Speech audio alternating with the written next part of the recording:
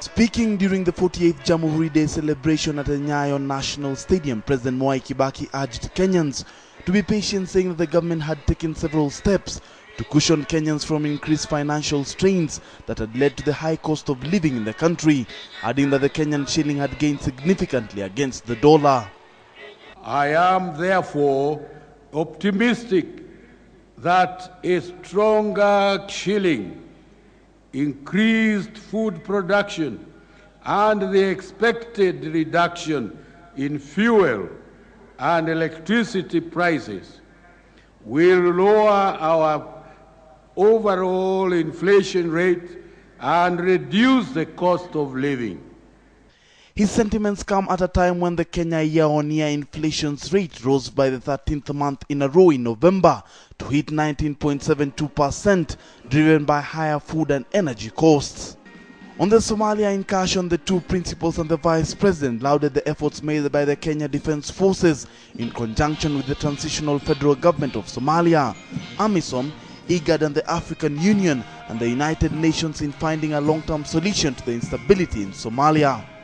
Kenyan Defense Forces will therefore work closely with the Transitional Federal Government of Somalia, AMISOM, IGAD, the African Union, and the United Nations in order to find a long-term solution and ensure the stability of Somalia.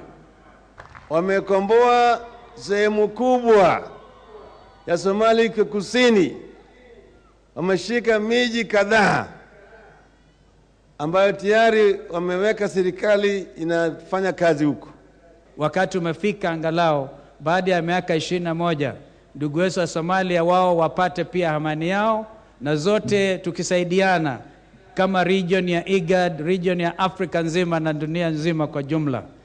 On the 2012 election, the president called on leaders who are in the race to succeed him to put the interests of Kenyans first, bearing in mind that Kenya's future is greater than the interests of an individual.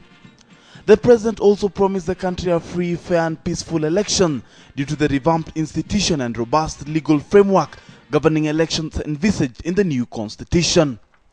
In his address, President Kibaki presented a scorecard of his 9-year regime and outlined several cross-sector reforms that he has been able to achieve in various areas, outlining future reforms to be implemented in line with the new constitution.